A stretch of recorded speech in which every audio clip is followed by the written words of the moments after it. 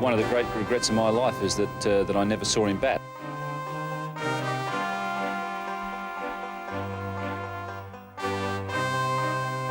It's almost impossible to imagine that somebody could have averaged virtually 100 per test match. When you consider that the nearest is just over half that, it really is mind-boggling.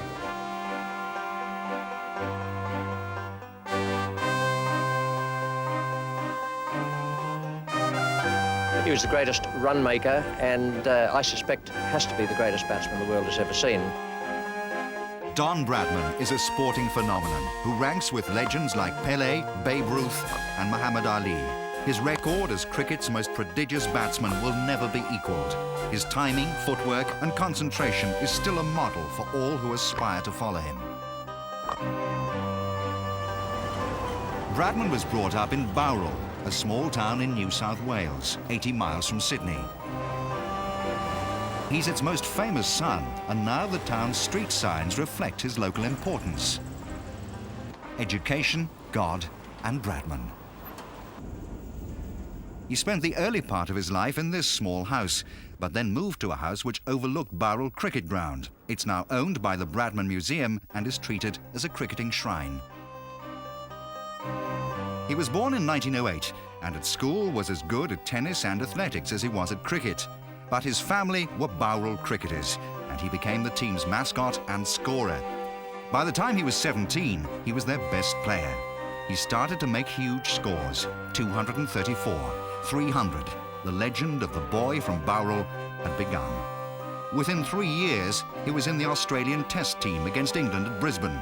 He made 18 and 1 and was dropped.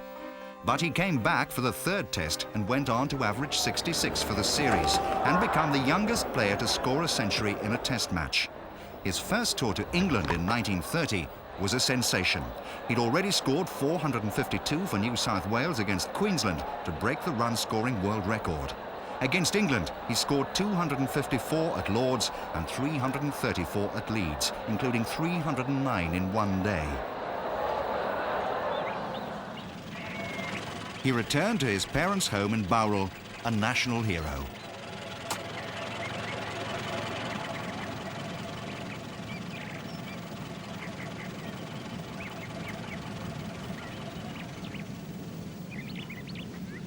When England went to Australia in 1932, they had a plan to thwart Bradman, Harold Larwood and Bodyline. The captain, Douglas Jardine, used Larwood's pace bowling to launch his attack towards the leg side and body of the Australians. The English called it leg theory, the Australians called it bodyline and unsportsmanlike. The controversy split the world of cricket. Bradman fell to Larwood on 4 occasions and England regained the Ashes. But Bradman still managed to average 56 for the series, including 103 at Melbourne.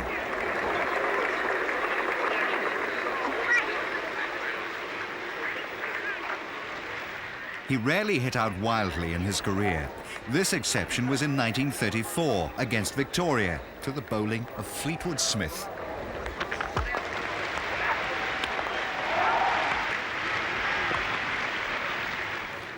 His usual style was patient accuracy, learned in front of a water tank with a stump and golf ball. These reenactments of his fabled youthful training were filmed in the 1930s.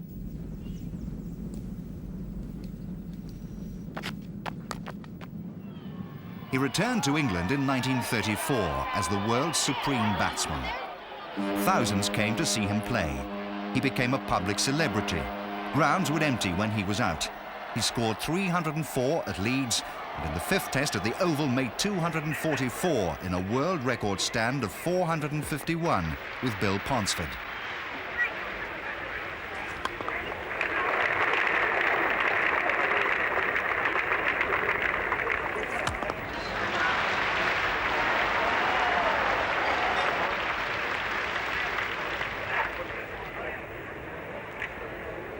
Bradman became ill after the series and nearly died from acute appendicitis.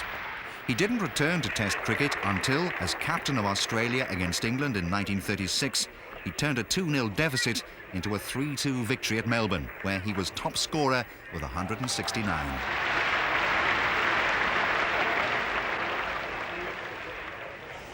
The 38 tour to England saw him score his third successive double hundred at Worcester in the opening game, 3 Test centuries, and Australia retaining the Ashes.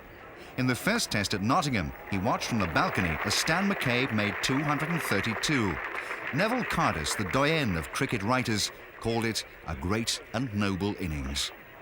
Bradman insisted his colleagues join him on the balcony with the legendary quote, "Come and watch this. You'll never see anything like it again."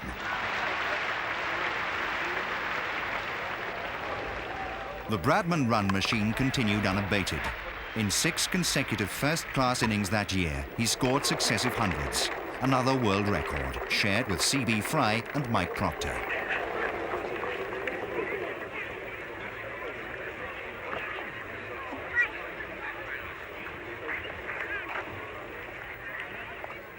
But then the Second World War halted him in his prime. He was reluctant to return to Test cricket 8 years later, but captained Australia to another triumph against England, scoring 234 at Sydney in December 1946. In November of the following year, he reached the last great landmark of his career when he scored his 100th hundred against India.